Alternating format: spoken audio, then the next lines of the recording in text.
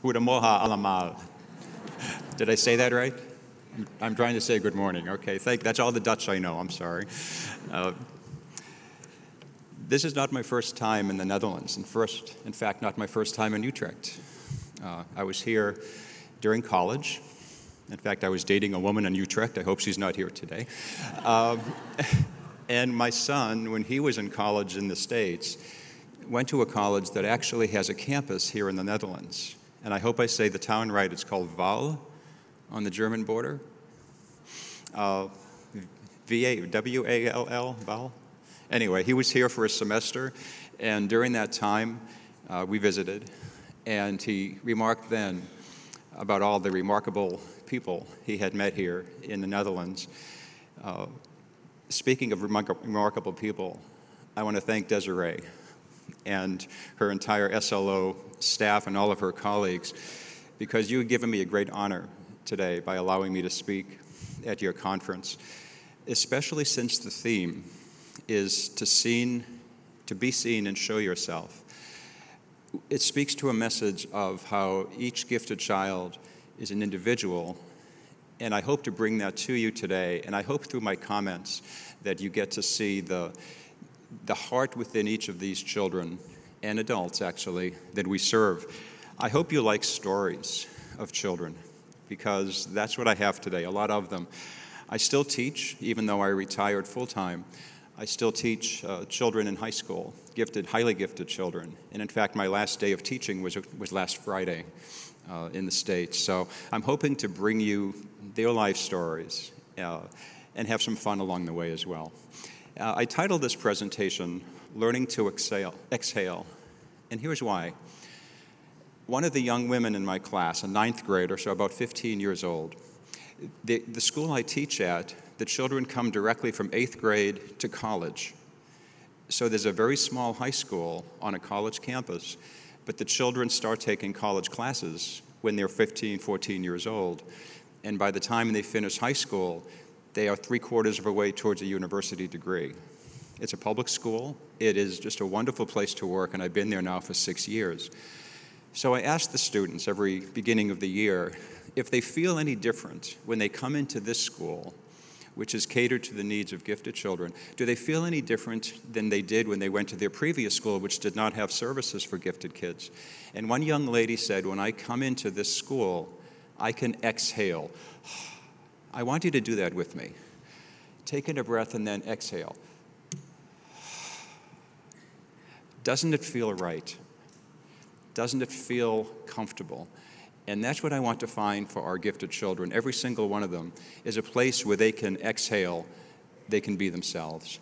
So let's start with a cartoon and see how you do on this. This is 2 boys walking home from school, and one says to the other, "It was sad. I never saw anyone break down and cry in math class before." Well, he's from another school, and I suppose he was frustrated. He should realize that math is something you can't learn overnight. I know. Maybe he ought to consider teaching another subject.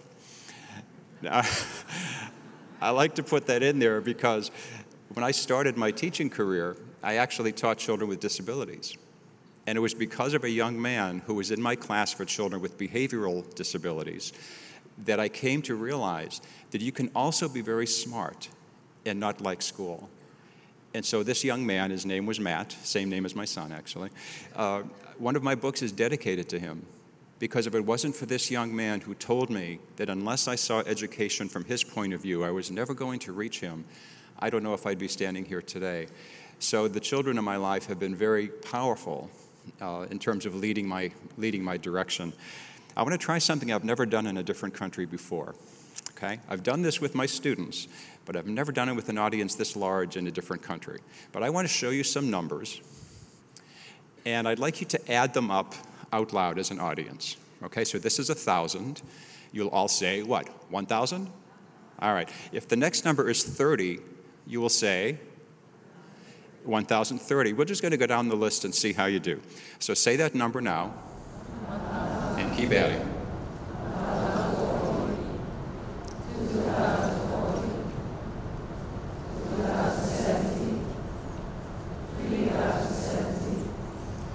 2019,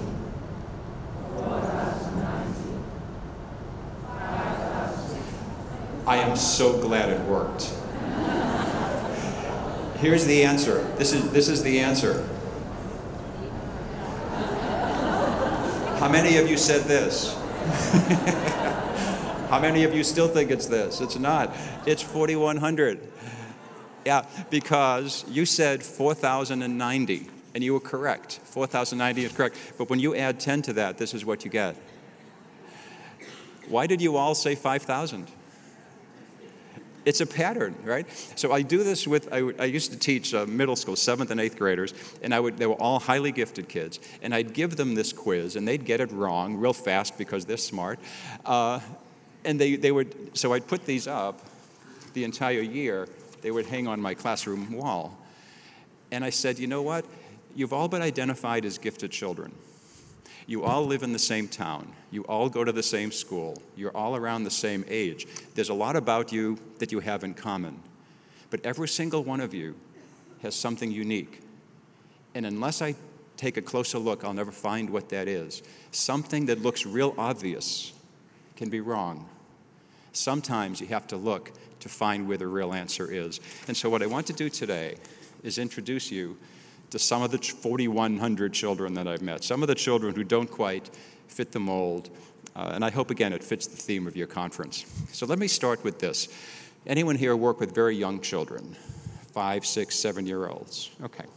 This was a mom sent me this. This is Damien, his name is, and this is what he's supposed to do for homework in kindergarten. Now, I don't know why they gave homework in kindergarten, but they did. And he's not doing it. He's not doing his homework in kindergarten. This is what he does instead at home. And so he's frustrated because when he's asked to do nothing more than copy one letter after another, he just doesn't see the point in it. If he's not doing his homework when he's 5, he will not do his homework when he's 12, unless something changes. Okay? This is from a 6-year-old. This is a young boy whose teacher I know. She works in California. Fabulous teacher. She's taught about 35 years. And she taught first grade, 6-year-olds. And every year she would give the kids the sheet that I'll show you.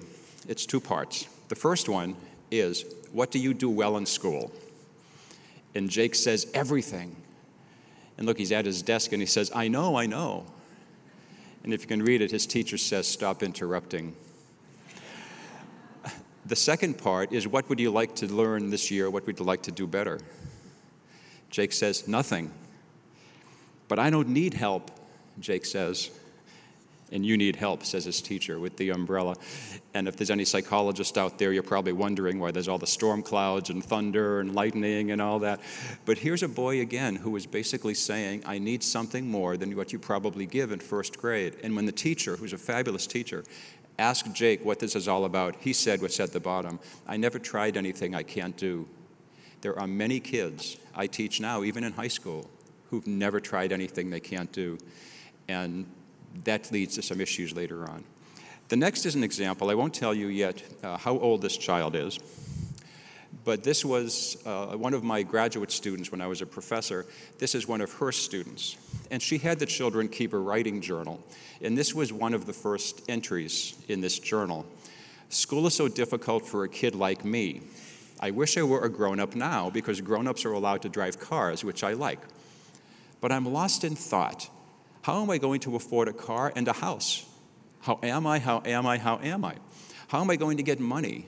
How am I going to get a job that looks hopeless? Help me, help me, help me. How am I going to pay my financial tax? Aha. Why didn't I think of this before? I'll let my mom and dad help me. The end. All right. Now, it continues on, but I'll just stop there. How old do you think this youngster is? Just guess. How? 12, 7, 8. He's 6. I typed up what he wrote. This is how he wrote it up himself. He even uses parentheses in a way that most college students can't. Okay? And you know he really means it when he writes things like this. The next example is from a 7-year-old. Actually, this is brand new. I just got this about 2 weeks ago from her mom. And this was a girl. You have to know the story behind it. This girl was supposed to do handwriting practice, and she hadn't done it for about a month. and her teacher was not very happy. So she decided, her name is Mia decided to write a letter of apology to her teacher at 7 years old. And here's what she wrote. Mrs. Snyder, I'm very sorry I didn't do much of my December handwriting. I have large regrets still inside of me, unfulfilled, that I am still sad about. I should have done it while I had the chance, but oh, what have I done? Huge problems are coming my way. How can I pay for college with a grade like that? She's 7 years old. I might not graduate from high school. I will be begging for scraps instead of going to college. She's 7. I wish I had done my handwriting. I will improve by doing my handwriting, and not just one page. I will do each and everything, including the labels. I don't know what that means. I shall work and work until my hands get sore and throb like my heartbeat. I shall not refuse to work, even if my hands hurt. I shall never, never, never, never quit. I shall not retreat. I love that line.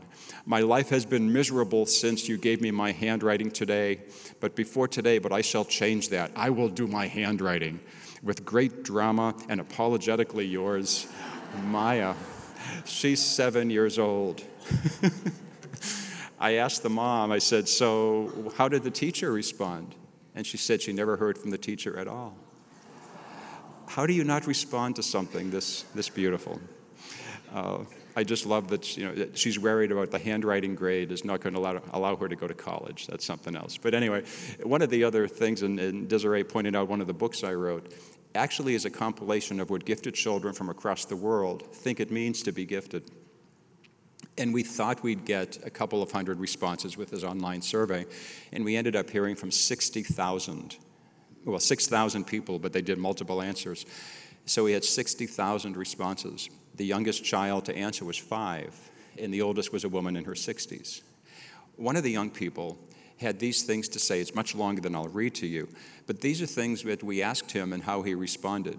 One of them was, what do you think of school and how could it be made better? And he wrote this. Honestly, I have so much frustration in school that I find it hard to come up with suggestions.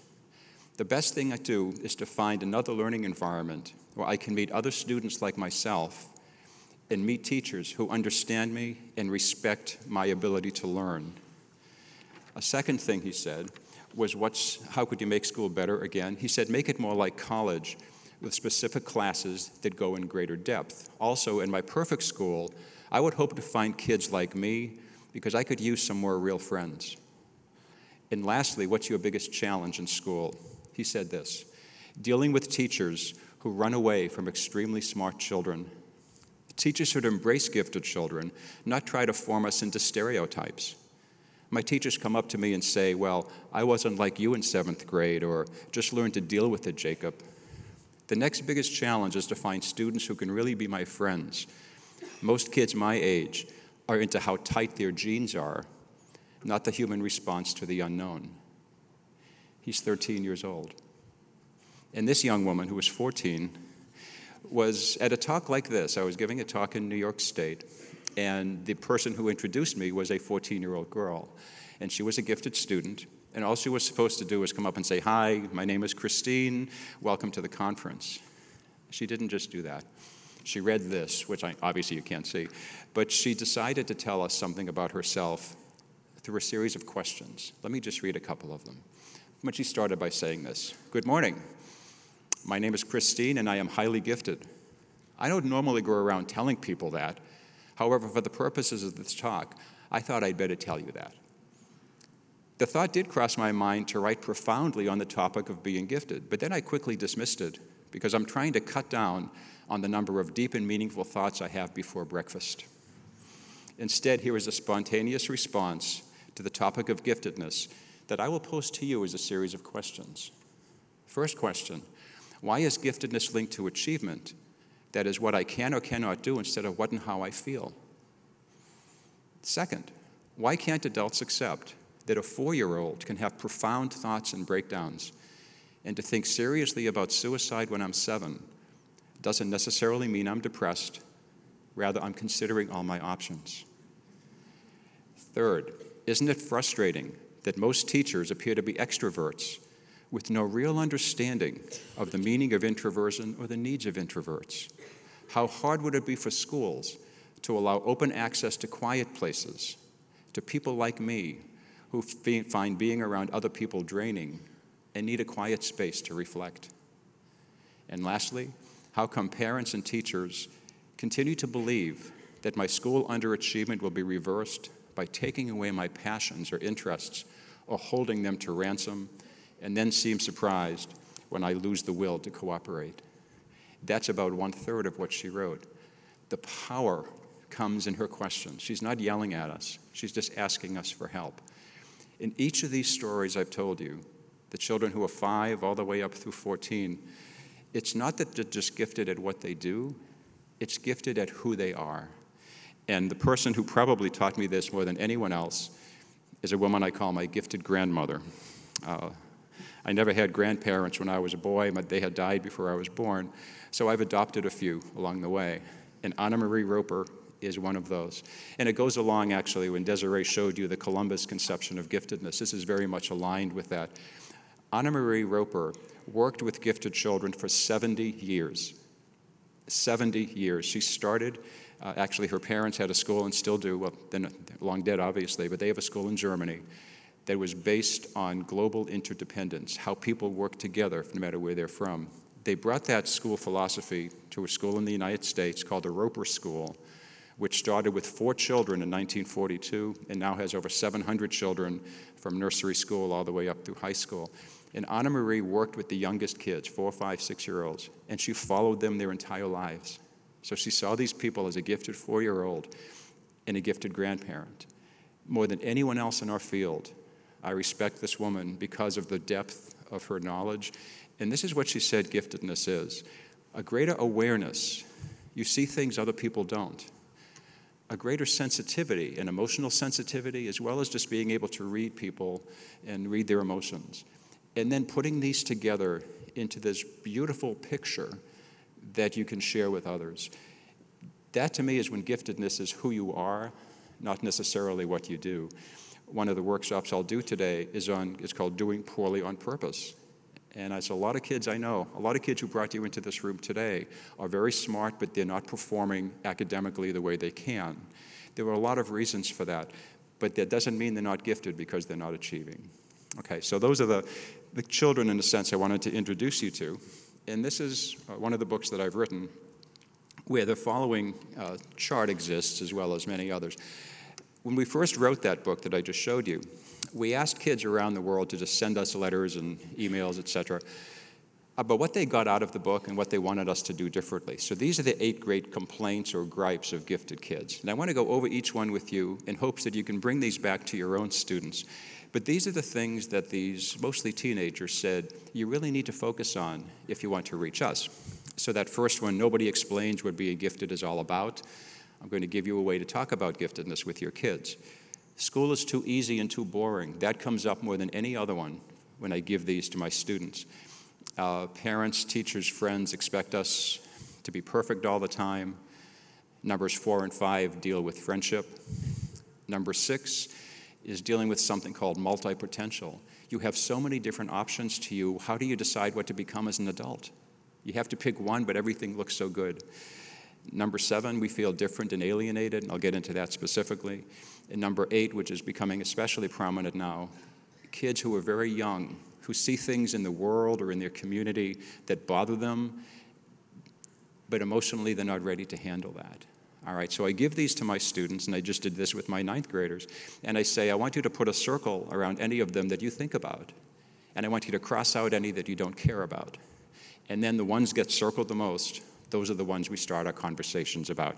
So let's start with number 1, and this is an activity that I've very much enjoyed. This is, when the kids get this paper, the only thing they get is the word gifted in the middle of the page, okay? And then, if you can see, there's pluses and minus signs. So what I want the kids to do is to come up with good things about being gifted. That's the positive sign. And negative things about being gifted. So these examples are all from 11-year-olds. And if you just look at the word gifted and just go up, it says people think higher of you. That's a good thing if you're gifted. And a good thing about that is when you can help somebody, it makes you feel better. But a negative thing is sometimes people expect too much. And if you go down, it says a negative about being gifted is people tease you. And a bad thing about that is it makes you feel bad. But a good thing about getting teased is it makes you feel better when you're not teasing them. So kind of a different slant on, I don't know if they believed that or they just felt obligated to fill in the bubble, but nonetheless, it's what they wrote. This is from a young lady who I knew I taught her when she was in middle school, but I knew her from the time she was in 3rd grade because she had skipped a grade, and I was in on that procedure. But Stephanie likes to work by herself, and this will give you an indication of why. I know it's very hard to read, but what she says is profound. It's a negative down at the bottom. She said a negative about being gifted is you might not have as good an imagination since you know things are or aren't true that other kids do. A negative about that is you might not believe stories that would be fun to believe, but a positive is you can still pretend you believe them and have fun. And of all the kids I think I've ever taught, my 40 years of teaching, I don't think I ever met anyone who socially got along with so many kids, because Stephanie would start with her vocabulary way up here, and if you understood it, she stayed there. And if you didn't, she just gradually brought it down to your level. So she would start with Neanderthal, and if kids didn't get it, she'd say caveman. She knew it wasn't the same, but she got along with virtually every kid because she did it graciously. She didn't go, oh, I can't believe you're so stupid. No, she was very gracious, and she just attuned herself to her audience. I asked her about it, and I said, I've seen you do this a number of times. And she looked at me like, well, duh, because she said, when you talk to somebody, of course you want to be understood. So Stephanie was just a master at making that happen. The second gripe was about school, and here's one specific quote. School fits everyone except the gifted kids. I get bored in school nearly every day. That was a 13-year-old who mentioned that comment. I want to share with you an amazing piece of writing that came about from my wife's time as a teacher. We met, actually, I was finishing my doctorate and doing my dissertation in her school, and that's how we met. Anyway, she was a teacher of gifted kids, and she was the pull-out teacher, so the kids came to her 1 day a week. There was a new student in the school, had just come in from another town, and the classroom teacher came to my wife, who was teaching the gifted class, and said, whoa, I need some help, because this young man took home the science book over a weekend and came back on Monday with 3 pages of corrections to the science book. So, pretty smart kid. Well, what they did was they figured out that Robert needed something more than the typical 5th grade curriculum. So what they did was they tested him on the regular curriculum. Anything he already had mastered, they got rid of. And they said, what would you like to do instead? And Robert decided 2 things. First, he wanted to do a paper on the theory of relativity that kids his age could understand. So he wrote that paper called Relativity 1, 2, 3. But the second thing he wanted to do was write poetry about science, because usually poetry's here and science is there. He wanted to put them together. So he put together a collection of 21 poems. This is my favorite, everyone dealing with a different scientific concept. This is my favorite one, and this driving in yesterday as we came from the airport towards Driebergen, is that what I'm saying? Driebergen? The beautiful trees and the fall foliage. So maybe you'll see this today on your way home. Robert titled his poem, Fall Leaves. He says this, I see a leaf, it is yellow, with red and orange mixed in. My mind says the yellow is caused by the oxidation of leftover sugars. The red and orange are caused by the emergence of recessive pigments. I see a leaf, it is yellow with red and orange mixed in. My heart says the yellow is a bit of leftover sun from summer. The red and orange is the leaf, spiraling down the lower spectrum as it is going to sleep. I see a leaf. Not bad for 11. Actually, not bad for 40, but he was 11 when he wrote it. And he has 21 poems like this. This was instead of the work he already knew how to do. The power of a teacher, in this case my wife and the classroom teacher, giving him the permission to find who he was, not only from his mind, but from his heart. And it's, to me, just a perfect, beautiful example of teachers working together with students. One of my colleagues is very big. This woman is Deb Douglas is her name, and she was a gifted coordinator for about 25 years, working mostly with middle school students. And what she found was a lot of them, if they are bored in school or if they don't think things are going right, they keep it to themselves. They don't tell anyone. They don't ask for something different. She just wrote a book that's coming out next month on what she calls self-advocacy for gifted teenagers. And I love this definition here of self-advocacy, the process of recognizing and meeting the needs specific to your learning ability without compromising the dignity of yourself and others. What I find, and this is again with the kids I teach now, if there's something that doesn't work for them in schools, they need to have a professional way, polite way, to go to an adult and ask for something different. And we need to give them the tools to do that, because a lot of kids don't come equipped with that themselves. Maybe they're afraid to approach an adult, or they're intimidated, or they just don't have the right words. So what Deb's book does is, and she has a website as well, but it does a fabulous job at letting kids know that education is not something we do to you, it's something we do with you. And it gives kids the tools that sometimes they don't have. So I asked my own students again, what could teachers do? What are the best teachers? How do they work with you? And this 14-year-old girl said, gifted teachers are able to relate the subject matter to their students' lives, allow us to explore interesting topics, and create a classroom atmosphere where the students really want to be there. And lastly, my best teachers take part in activities with students instead of just sitting back and watching us do them. Also, they will be happy to help tutor you if you need further instruction.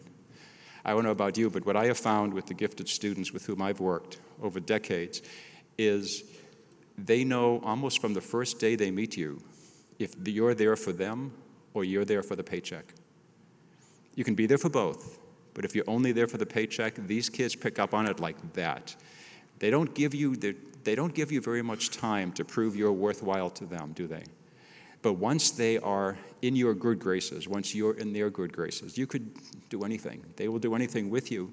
But again, we have to have a little play back and forth and make education relevant for them. The third piece of that great gripes is expectations. And here are just a couple quotes, then I want to tell you a personal story. This is a 14-year-old again who wrote, "I'm human. Don't expect perfection from me unless you can be perfect yourself." Or this one, before I get a test back, a lot of other kids say, "Oh, I bet you got a perfect grade." No, I didn't. It's irritating to hear that. Well, let me tell you a story about my own background. I was raised in a city called Lawrence, Massachusetts, and 2 years in a row, it was named as the worst city in America to live. It's very poor. It used to be wealthy, and then all of the industry moved and went someplace else. So it was not a very nice place, but it was home. My parents had not finished high school. My dad dropped out in 9th grade to help his family. He was a janitor. My mom eventually got a GED, but I was the first one in my family to go to college.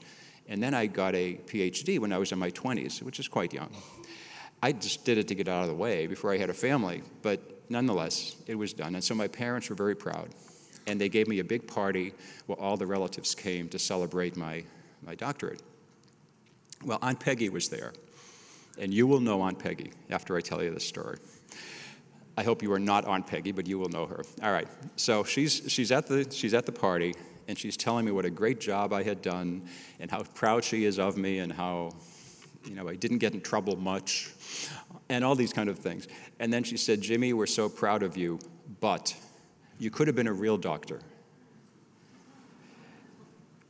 Aunt Peggy thought that because I was smart, I had to become a medical doctor. And until the day she died, she thought I was an underachiever because I did not become the kind of doctor who makes a difference. Do you know Aunt Peggy? No matter what you do, it's not quite good enough. I like to say, if you're the balloon, Aunt Peggy is the pin. She bursts whatever bubble you have because she has expectations for you that you may not have for yourself. It was funny, I was telling this story to some students one day, and I said, if I did become a real doctor, I would have become a pediatrician, because I've loved kids since I was one. And I'm sure that if I had become a pediatrician, Aunt Peggy would have been at this party, and she would have said, "Jimmy, you could have been a surgeon." You could have been a neurologist or something. So I told the story to a bunch of kids, and I got an email, just a one-line email that I still have on my computer at home. It says, Dr. Delisle, thank you for not becoming a neurologist. I thought, yes, okay. But anyway, here are some questions about expectations that I give my kids. I told you I work at a very specialized high school, that the kids start college at a very young age. For the most part, every one of them was used to being the smartest kid in their class in elementary and middle school. And then they come to a school where everyone was the smartest kid in their class. It's like, whoa, I don't know about this. So the first time I meet them, I give them these questions, and I say, close your eyes, and I'm just going to have you raise your hand if you are thinking this as you're starting school. So these are the questions. I will fail, so why should I even be going here? I'm not really gifted. It's just a label people pin on me to get me to work hard. I won't find any friends who really get me.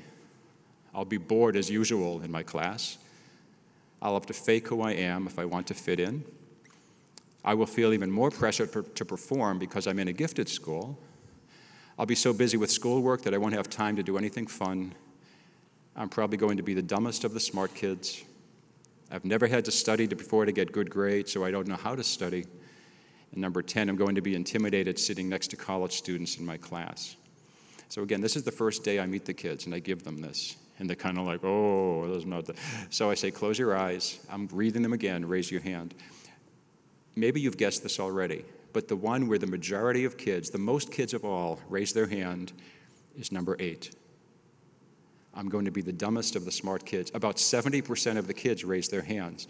So after we go over all of these, I say, open your eyes. 70% of you think number 8 is true. Statistically, that's impossible. 70% of you cannot be the dumbest kid in your class. But what you need to do is talk about these things with the kids, because if they're feeling them anyway, if we don't talk about them, it makes it worse. Just get this out in the open. It will help. Trust me, it does. Sometimes you have to go back to people like Mark Twain, who said, I've had many catastrophes in my life, some of which actually happened, because they oftentimes don't. And I'll go back again to my gifted grandmother, Anna Marie Roper, when someone asked her many, many years ago now, what's the greatest gift we can give to our gifted children? Look what she said, that the gifted child is average with gifts, not superior with faults. And what she meant by that was you could be the smartest kid in school, but if nobody wants to eat lunch with you, it's still lonely. You could be the smartest kid in school, but if nobody wants to play with you at recess, it still makes you sad. That's the average with gifts. The superior with faults is the child who goes home with a mostly high report card, but 1 or 2 grades is lower, and people go, I thought you were supposed to be gifted. How could you get a lower grade? Because they just expect perfection. So if Anna Marie, after 60, 70 years of working with gifted children, said, this is what we need to remember, I'm going to listen to her.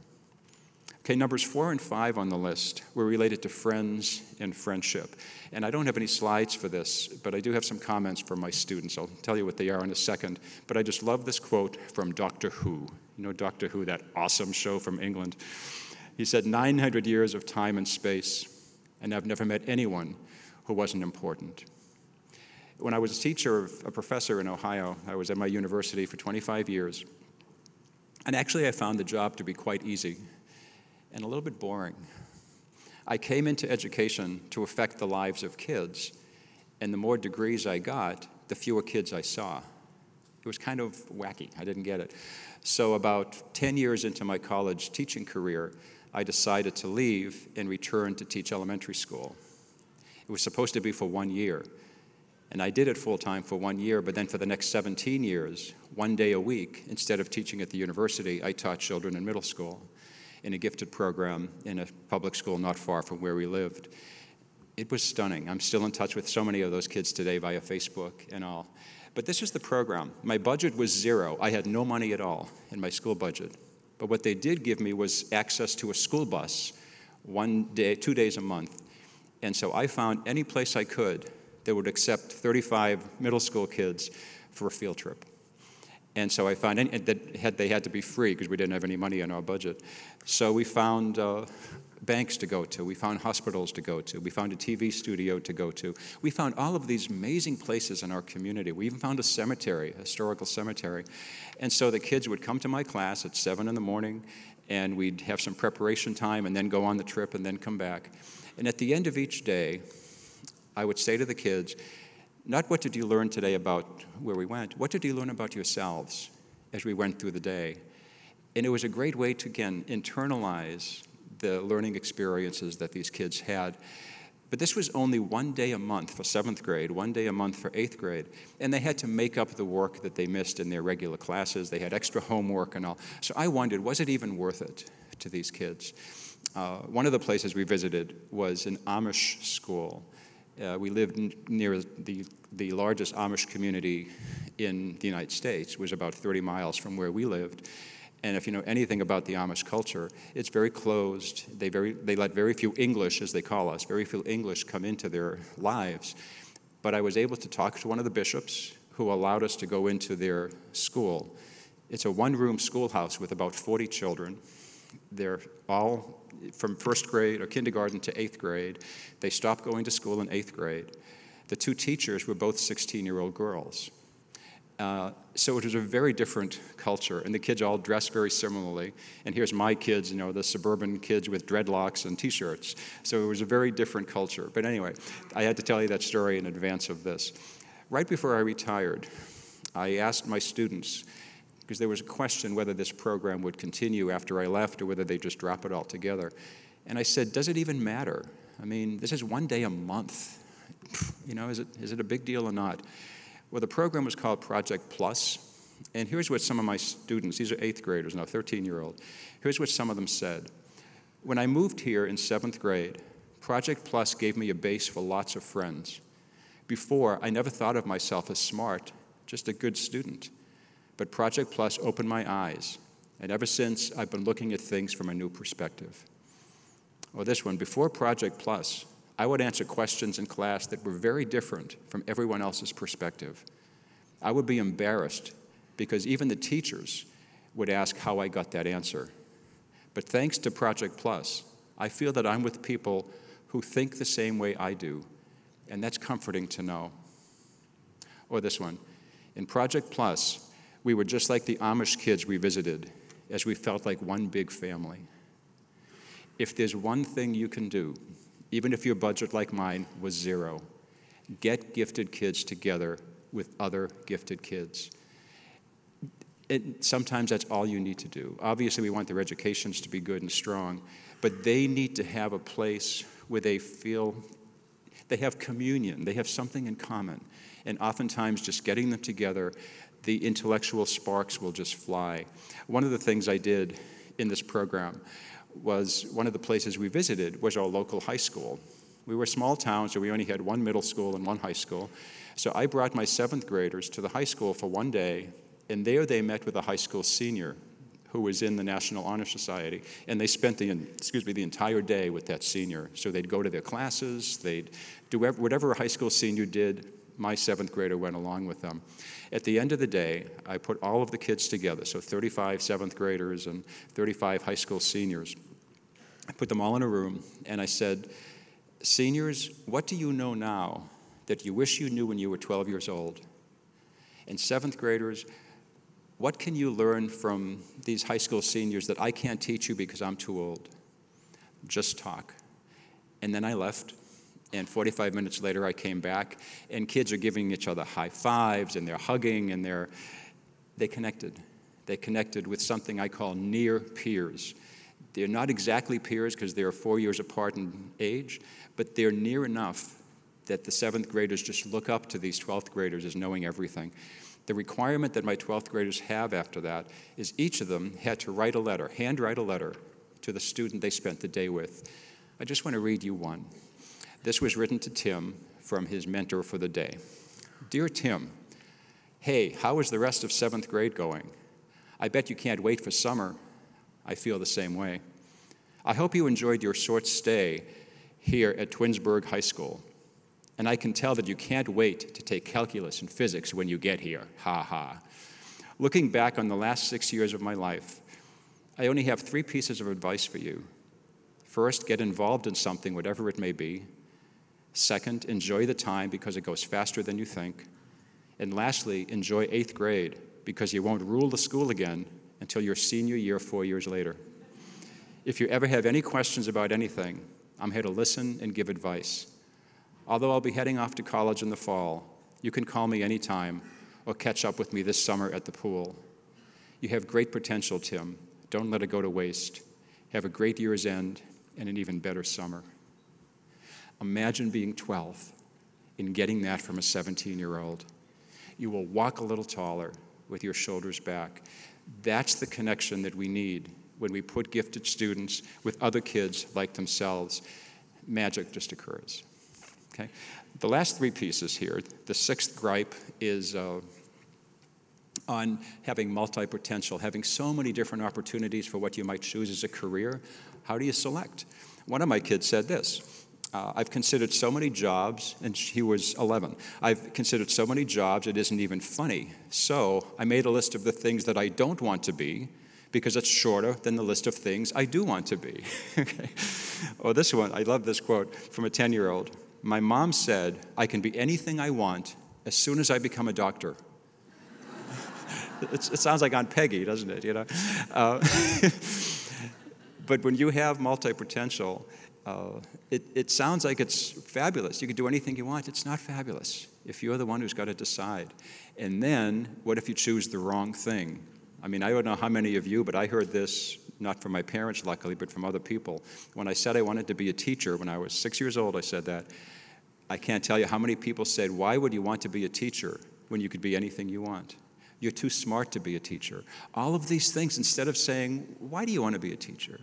Instead of asking, they just told me I was wrong in my career choice. Luckily, they were wrong. I've never regretted the choice that I've made. But here's one thing that a young lady said, or wrote actually, about the onus, as she called it, of multi-potential. I can recite 85 digits of pi. I am creative and artistic, but also scientific. This makes it hard to decide who I want to be, seeing as 2 sides of me conflict. I hope I can be both, but if I can't, I don't know which side to pick. When I told you that I brought my students to banks and hospitals and TV studios and all these things, part of it was to introduce them, yes, to the jobs, but even more importantly, to the people who did them. Because I don't care if you were a carpenter or a physician. If you loved what you did, I want my kids to know that. Okay, and the best way to do it is introducing them to people who love what they do. This is a great quote from one of my favorite authors, Thomas Friedman. And he was actually giving a college address, and if you look it up online, you'll get the full piece. It's just a very powerful piece. But he wrote this. He says, whatever you plan to do, again, this is at a college commencement, whether you plan to travel the world next year, go to graduate school, join the workforce, or take some time off to think, don't just listen to your head, listen to your heart. It's the best career counselor there is. Do what you really love to do. And if you don't know quite what it is yet, well, keep searching. Because if you find it, you'll bring that certain something extra to your work that will help ensure you will not be automated or outsourced. It'll help make you an untouchable radiologist, an untouchable engineer, or an untouchable teacher. One of the worst things we do in the States, I don't know if it's the same in the Netherlands, is we almost require high school students to tell us what they want to be when they're 40, before they enter college or university at all. How do you know at 18? What do you want to do when you're 30, 25?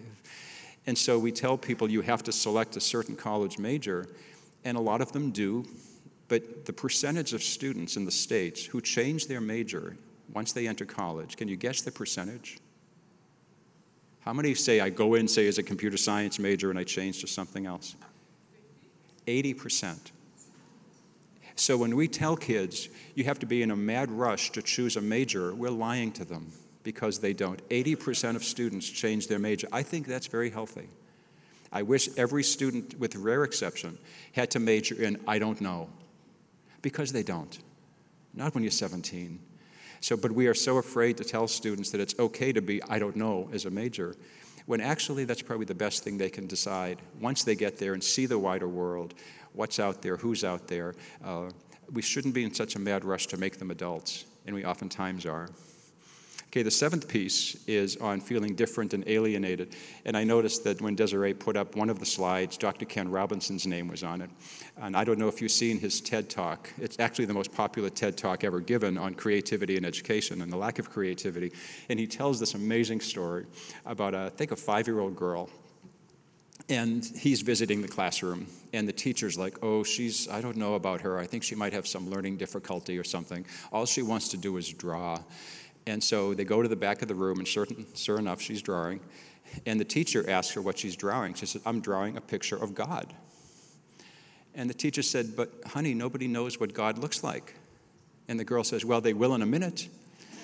You know, because when you're young and you're not afraid to make a mistake, God can look like anything, can't he? Okay, or she. All right, so I'm going to give you a quiz. I give this all the time to my students. It's 5 elves making shoes. Tippy, tippy, tap, tap. Tippy, tippy, tap, tap. Tippy, tippy, tap, tap. Tap, tap, tippy, tippy. Tippy, tippy, tap, tap. Tippy, tippy, tap, tap. Tippy, tippy, tap, tap with a glance to the right. Tippy, tippy, tap, tap with a glance to the right. Tap, tap, tippy, tippy. Tippy, tippy, tap, tap with a glance to the left. Tap, tap, tippy, tippy. There's one more frame. What does it say? Several options, aren't there? Yeah. It could say he changes to be the way they are, so he wants to be one of the crowd. They change to be the way he is. Those are two of the most common answers. When I ask kids, what do you think? They also say, tap, tippy, tippy, tap. And I say, what's that all about? And this young man said, sometimes you have to compromise. So we do that. But my favorite answer came from a class of first graders. And they say they take their hammers and hit them on the head, you know. So, but the way the artist put it together, it's tippy, tippy, tap, tap, tippy, tippy, tap, tap, all the way down the line. Except, as you notice, the fourth elf is no longer smiling, as before he was. I show this to my students, and we have a conversation about times in their lives when they tippy-tippied, when they really wanted to tap-tap. And times in their lives when they said no, and they tap-tapped instead. How do you distinguish? How do you make those differences? Those are the conversations I want to have with my kids about somehow just being a little bit different and acting a little different, thinking a little different, and you know what? There's nothing wrong with that. Okay, the last piece is number 8, about kids feeling so worried about what's going on in the world, and honestly, who can blame them? Here's what one student said when I asked about this question. He said, today's world problems, food shortages, pollution, environmental destruction, and overpopulation are only of minor concern to today's leaders because the people making the decisions about the problems won't be alive when the problems actually matter. It's a 13-year-old, very wise 13-year-old. I try to give kids options, outlets, places to go, people to help. And one of my favorite ones is this website called notimpossible.com, which basically uses crowdsourcing to get people to contribute to causes that will help either an individual or a group of people. And look at the 2 examples. Project Daniel, where a prosthetic arm was created for $100 for a Sudanese boy who had lost both arms in a bombing attack. If you can give that money and it helps one person to the very deep thinking, deep feeling gifted child, that can be a powerful thing. Or this one from Project Dawn. Dawn got ALS, Lou Gehrig's disease, very debilitating disease. He could not speak. He lost his ability to speak. Not Impossible created an electronic board that Dawn was able to control with his eyes, and he was able to tell his wife that he loved her after 15 years of silence. And if you watch this tape, you will not keep a dry eye, because it's the power of kids seeing something that they wish was different and actually making a difference and helping it work. There's a young lady I know in California who just started a program that's now gone worldwide called Sit With Us. And I don't know if you know what it was, but she was bullied when she was in middle school. No one would sit with her at lunch. They actually bullied her in ways that were very harsh, but it was all done out of the sight of adults. So she decided to put together this website, or this app, called Sit With Us. And basically, when the really popular kids find somebody who's sitting by himself or herself, they do the inviting over, because it's really hard if you're a shy kid or you don't think you're accepted. It's really hard to ask if you can sit with someone. But if the popular kids ask you, it's a different story. This has gone worldwide. She's got an international notoriety for it. Good for her. She's helping a lot of kids who are very much like herself. So if you have kids who just see the world and want to do something to fix it, find something like this. Give them the power to at least try to make a change. It will really impact them in a positive way. I'm going to end now with this last 2 slides. When gifted kids grow up, they become gifted adults. And it's funny, when I talk to parents of gifted kids, I'll say, many times your kids will ask you, Mom or Dad, were you gifted? They never ask you if you are. They just ask you if you were. Because gifted kids think that it deals with school, and it doesn't. It deals with life. So I won't go over all of these. You can find them online. And again, I started the talk with Anna Marie.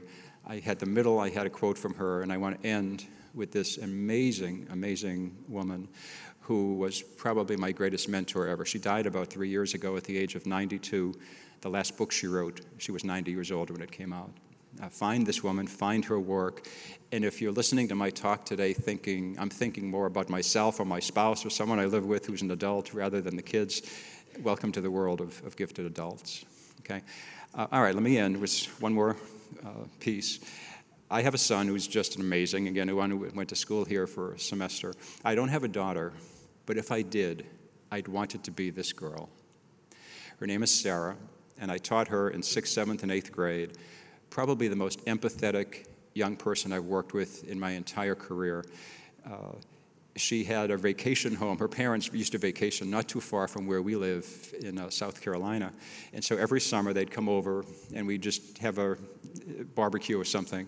Well, 2 years ago, Sarah came over with a bottle of champagne because she had just finished her doctoral degree in pharmaceutical oncology. So she is now a resident physician at a major hospital in the United States. And I taught this girl when she was 11, 12, and 13. I asked her for one of the books I wrote to talk about what her life was like as she was growing up. And here's what Sarah wrote. My life during school and my life to this day has always been a draining and exhilarating blur of music rehearsals, challenging classes, unwavering high grades, volunteering, working part-time, late days, long nights, and little sleep. My life is a balancing act, and it is a dance. Vigorous, complex, continuous, orchestrated, random, and always in motion.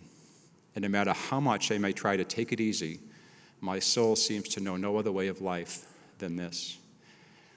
Thank you for the invitation to come today to help you see not only the head of a gifted child, but the heart of a gifted child, which is the theme of this conference. And again, it's truly my honor to be here. So thank you, Desiree, and everyone else. Have a wonderful day. Thank you.